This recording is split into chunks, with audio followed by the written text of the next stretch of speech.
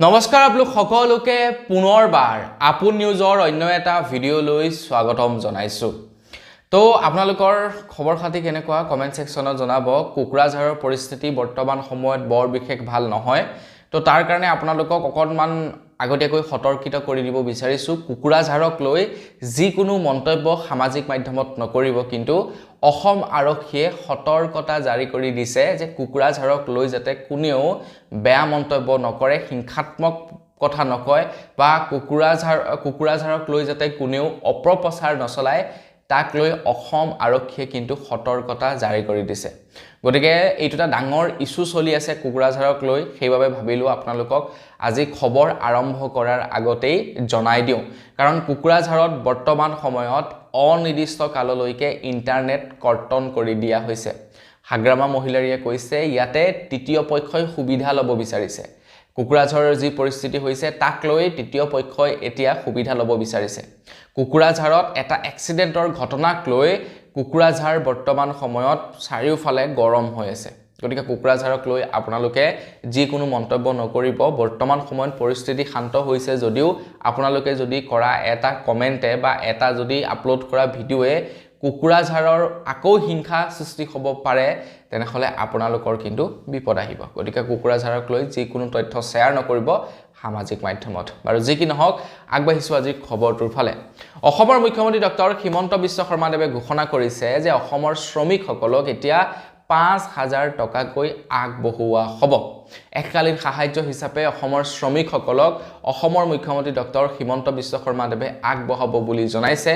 তো আপোনালোকেও সেই পইচা লাভ কৰিবনে, কেতিয়া সেই পইচা দিয়া হ'ব, তো সেই সম্পৰ্কে আপোনালোকক আজিৰ এই ভিডিঅ'টোত জনাম। কেতিয়ালৈকে সেই পইচা দি কমপ্লিট কৰিব, গোটেইখিনি অভাৰঅল তথ্যবিলাক এই ভিডিঅ'টোত আপোনালোকক জনাম। কোনে পাব, কি কৰিব লাগিব, কি কৰিব নালাগিব, গোটেইখিনি কথা এই ভিডিঅ'টোত আপোনালোকক জনাই যাম। তো ভিডিঅ'টো প্ৰথমৰ পৰা শেষলৈকে চাই থাকিব, যিহেতু পইচাৰ কথা। গতিকে ভিডিঅ'টো একদম মিছ নকৰিব আৰু লগতে লাইক এটা কৰিব। চেনেল যদি ছাবস্ক্ৰাইব কৰা নাই চেনেলটো ছাবস্ক্ৰাইব কৰি ল'ব। এনেকুৱা ধৰণৰ খবৰবিলাক মাজে সময়ে মই মাজে সময়ে নহয় ডেইলি আপলোড কৰি থাকোঁ আপোনালোক সকলোৰে কাৰণে, আপোনালোকৰ সুবিধা হোৱাকৈ। তো সেইবাবে ভিডিঅ'টো লাইক এটা কৰি চেনেলটো ছাবস্ক্ৰাইব কৰি ৰাখিবলৈ নাপাহৰিব। তো বন্ধু বান্ধৱীসকল, সেই ৫,০০০ টকাটোৰ সম্পৰ্কে আজিৰ এই ভিডিঅ'টোত মই আপোনালোকক সকলোবিলাক ডিটেইলছ জনাম। তো মই শ্ৰীপাঞ্জি গগৈ, আপোনালোকে চাই আছে আপোন নিউজ। আহক আৰম্ভ কৰোঁ আজিৰ ভিডিঅ'। আজিকালি চৰকাৰী আঁচনি বুলি ক'লেই ডাইৰেক্টলি আৰ্থিক সাহায্য। আগৰ দিনৰ নিচিনাকৈ চৰকাৰী আঁচনিৰ নামত আপোনালোকক যিকোনো ধৰণৰ বস্তু নিদিয়ে, বা চৰকাৰী আঁচনিৰ নামত আপোনালোকক সূতা কম্বল আগৰ দিনৰ নিচিনাকৈ নিদিয়ে। আজিকালি চৰকাৰী আঁচনিৰ নামত ডাইৰেক্টলি আৰ্থিক সাহায্য। আগতে চৰকাৰী আঁচনিৰ নামত আপোনালোকক যি সুবিধাটো দিব বিচাৰিছে সেই সুবিধাটো দি দিয়ে। বোলে আপোনালোকক ঘৰ দিব, ঘৰ দি দিয়ে, ঘৰটো বনাই দিয়ে। বোলে আপোনালোকক চৰকাৰী আঁচনিৰ নামত এই বস্তুটো দিব, তো সেই ডাইৰেক্টলি বস্তুটো দি দিয়ে, আৰ্থিক সাহায্য নিদিয়ে। কিন্তু আজিকালি চৰকাৰী আঁচনি বুলি ক'লেই ডাইৰেক্টলি আৰ্থিক সাহায্য। চাওকচোন আপোনালোকে, প্ৰত্যেকটো আঁচনিয়েই আৰ্থিক সাহায্যৰ নহয় জানো? PM কিষাণৰ আঁচনি ডাইৰেক্টলি আৰ্থিক সাহায্য, অৰুণোদয় আঁচনি ডাইৰেক্টলি আৰ্থিক সাহায্য, লাখপতি বাইদেউ ডাইৰেক্টলি আৰ্থিক সাহায্য, CM টিপুলে আঁচনি ডাইৰেক্টলি আৰ্থিক সাহায্য। প্ৰত্যেকটো আৰ্থিক সাহায্যই আজিকালি দিয়ে আঁচনিৰ নামত। তো সেই সময়তে আকৌ অসমৰ শ্ৰমিকসকলৰ কাৰণে এটা ভাল খবৰ ওলাই পৰিছে। অসমৰ মুখ্যমন্ত্ৰী ডক্টৰ হিমন্ত বিশ্ব শৰ্মাদেৱে কৈছে যে ২৫ জানুৱাৰীৰে পৰা মুকলি কৰিব শ্ৰমিকসকলৰ কাৰণে ৫,০০০ টকাকৈ আগবঢ়োৱা আঁচনিখন। এই আঁচনিখনৰ নাম হৈছে এটিকলি দুটিপাত আঁচনি। আঁচনিখনৰ শুভাৰম্ভণি কৰিব ২৫ জানুৱাৰীৰ পৰা। এই আঁচনিখনৰ অধীনত ৫,০০০ টকাকৈ আগবঢ়োৱা হ'ব। এতিয়া কোনে কোনে পাব এই আঁচনিখনৰ ধন? আপোনালোকে হয়তো আঁচনিখনৰ নামটো কোৱাৰ লগে লগেই গম পাইছে যে এই আঁচনিৰ সুবিধা কোনে কোনে লাভ কৰিব, কিয়নো এই আঁচনিখনৰ বিষয়ে মুখ্যমন্ত্ৰী ডাঙৰীয়াদেৱে বহু দিনৰে পৰা অসমৰ জনসাধাৰণক জনাই আহিছে। এতিয়া প্ৰকৃততে শ্ৰমিকসকলেই পাব, যিসকলে কাম বন কৰে তেওঁলোকেই ৫,০০০ টকাটো পাব, আৰু সেইটো সম্পূৰ্ণৰূপে এককালীন সাহায্য হ'ব। সেই পইচাটো আৰু যিসকলে পাব তেওঁলোকে ঘূৰাব নালাগে অসম চৰকাৰক।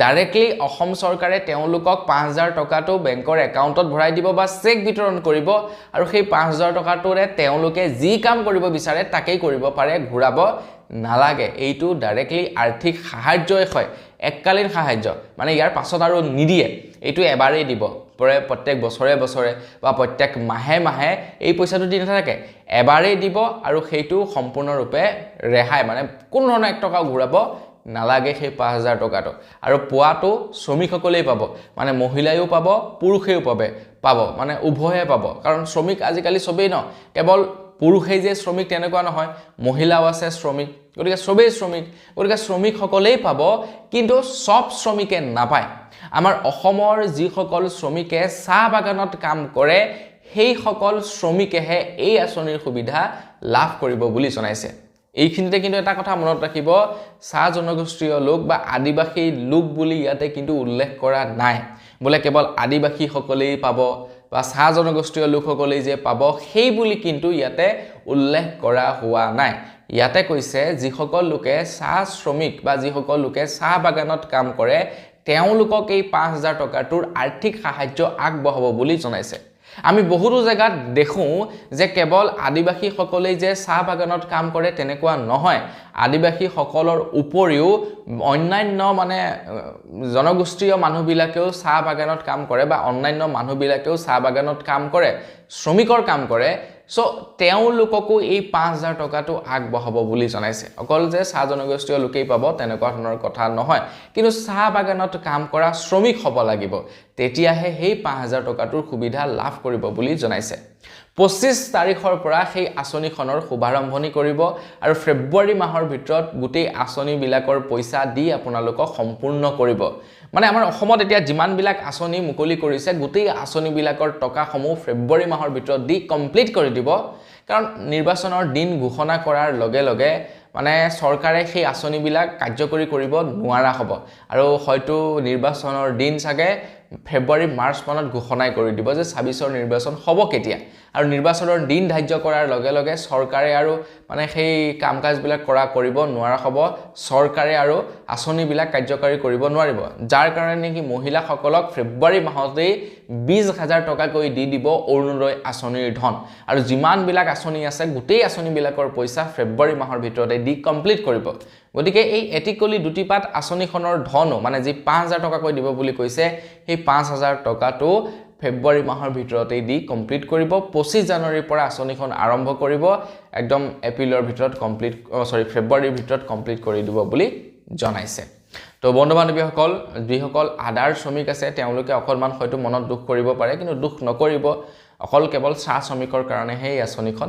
মুকলি কৰি দিছে তো বন্ধু বান্ধৱীসকল বস আজিৰ ভিডিঅ' জনাবলগীয়া সৰু এটা ইনফৰমেশ্যন ইমানে আছিলে জানি কেনে পালে কমেণ্ট ছেকশ্যনত জনাব যদি ভাল লাগিলে লাইক এটা কৰি দিব আৰু চেনেল যদি ছাবস্ক্ৰাইব কৰা নাই ছাবস্ক্ৰাইবটো কৰি ল'ব পুনৰ এটা ভিডিঅ' লগ পোৱাৰ আশা কৰিলোঁ বিদায় মাগিছোঁ ধন্যবাদ জয়